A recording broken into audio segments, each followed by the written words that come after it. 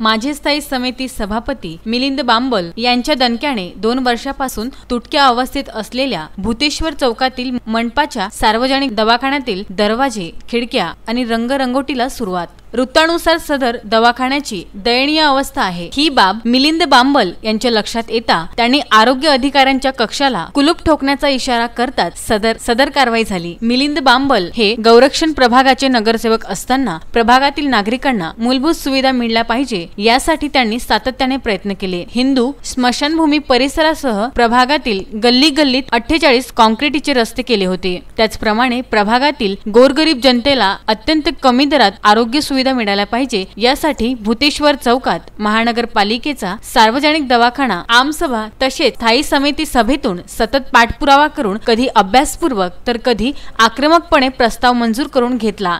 जागेची व्यवस्था नसताना व मनपाला सुद्धा जागेची माहिती नसताना भूतेश्वर चौकातील 2 रूम सातत्याने पाठपुरावा करून मनपाच्या ताब्यात करून दिल्या। डॉक्टरांची व्यवस्था करून घेतली तेव्हापासून हा दवाखाना रोज सायंकाळी 5 ते 7:30 वाजेपर्यंत सुरू राहते। गोरगरीब जनतेला फक्त 10 रुपयात वर्षभर, ज्येष्ठ नागरिक 60 वर्षावरील यांना मोफत तपासणी करून औषधी मिळते। पण आता या दवाखान्याची पूर्ण दुर्दशा झाली आहे। दरवाजे, खिडक्या तुटल्या आहेत तरी 1 महिन्याच्या आत दवाखान्याची दुरुस्ती करण्यात यावी तसेच तुटलेले दरवाजे नवीन लावण्यात यावे अशी मागणी मनपाचे आरोग्य अधिकारी डॉक्टर विशाल काळे यांना दिलेल्या निवेदन आणि चर्चेच्या वेळी केली दुरुस्ती न झाल्यास आरोग्य विभागाला कुलूप ठोकण्याचा इशारा दिला होता। पण महानगरपालिकेने माजी स्थायी समिती सभापती मिलिंद बांबल यांच्या इशाऱ्याची गंभीर दखल घेत 2 वर्षापासून तुटलेल्या अवस्थेत असलेले दरवाजे 8 दिवसातच काढून नवीन दरवाजे लावले। तुटलेल्या खिडक्या काढून नवीन खिडक्या लावण्यात आल्या तसेच संपूर्ण दवाखान्याला तातडीने रंगरंगोटी करण्याच्या कामाला सुरुवात झाली आहे।